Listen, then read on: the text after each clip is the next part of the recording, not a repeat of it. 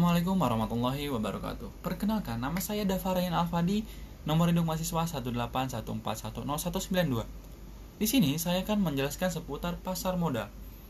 Pembahasan yang pertama, pembuatan rekening efek syariah dan rekening dana nasabah.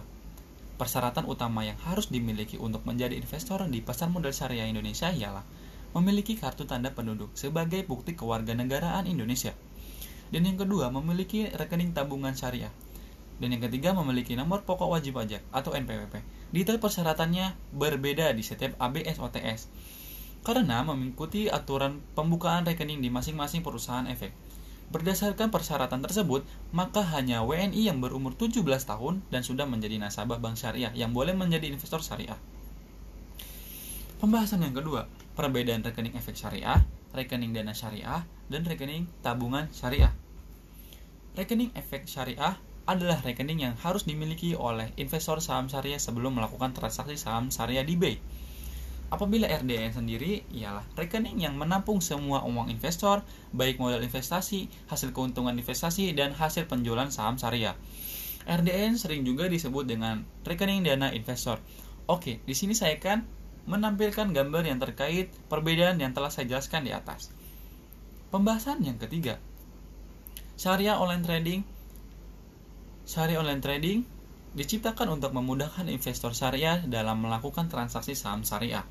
Proses bisnis SOTS mengacu atau sesuai dengan Fatwa DSN MUI nomor 80. Dengan kata lain, SOTS adalah Fatwa DSN MUI nomor 80 yang dikonversikan menjadi sistem transaksi yang sesuai prinsip syariah. Parameter yang digunakan dalam penyusunan SOTS merupakan pendalaman Fatwa DSN MUI nomor 80. Oleh sebab itu, SOTS hanya jabaran dari transaksi yang dilarang syariah dan tertuang ada di pasar modal syariah di Indonesia. Secara garis besar, SOTS adalah sistem yang mengatur hal-hal sebagai berikut. Yang pertama, hanya saham syariah yang dapat ditransaksikan melalui SOTS. Dan yang kedua, transaksi yang dapat dilakukan melalui SOTS adalah transaksi saham syariah berbasis uang tunai.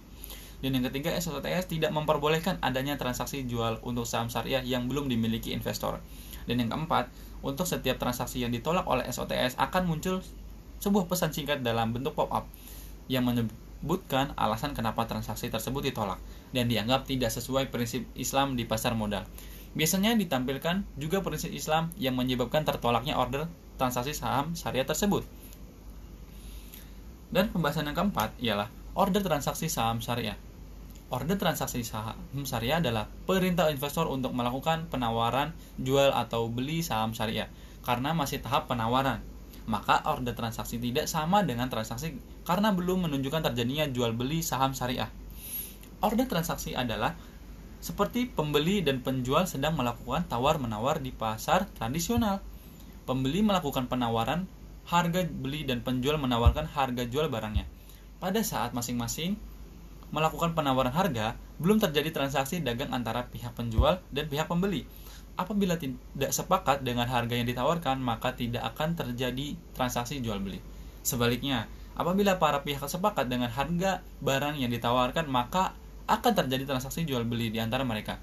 Pembeli menyerahkan uang kepada penjual sebesar harga barang yang disepakati dan penjual menyerahkan barang yang ditransaksikan kepada pembeli. Dan pembahasan yang kelima, jadwal perdagangan saham syariah bisa dilihat jadwal perdagangan saham syariah pada gambar ini. Pembahasan yang keenam, fraksi harga dan batasan perubahan harga saham. Ada dua hal yang harus diketahui oleh investor saham syariah pada saat akan melakukan order transaksi saham syariah. Baik order jual maupun order beli, yaitu fraksi harga dan batasan transaksi saham syariah. Ketidakpahaman akan kedua hal tersebut akan berdampak terhadap order transaksi yang dimasukkan ke dalam SOTS otomatis ditolak oleh sistem. Dan pembahasan yang ketujuh, analisis fundamental dan analisis teknikal dalam memilih saham syariah. Analisis fundamental adalah analisis kinerja saham syariah yang menggunakan pendekatan analisis kinerja perusahaan yang menerbitkan saham atau kinerja emiten. Analisis teknikal adalah metode analisis kinerja saham syariah yang menggunakan pendekatan analisis pergerakan teknis harga saham. Pembahasan yang ke-8, resiko dari investasi syariah dan transaksi saham syariah. Resiko transaksi adalah resiko kegagalan proses transaksi saham syariah. Risiko investasi terjadi apabila kinerja saham syariah menunjukkan kinerja negatif sehingga harga saham syariah terus turun dibandingkan dengan harga belinya. Penurunan kinerja perusahaan, kondisi makroekonomi yang menurun atau kinerja sektor industri yang negatif adalah beberapa faktor yang dapat menyebabkan terjadinya kerugian atau risiko investasi saham syariah. Risiko terburuk investasi saham syariah adalah ketika emiten bangkrut sehingga investor akan kehilangan seluruh modal investasinya. Risiko transaksi saham syariah.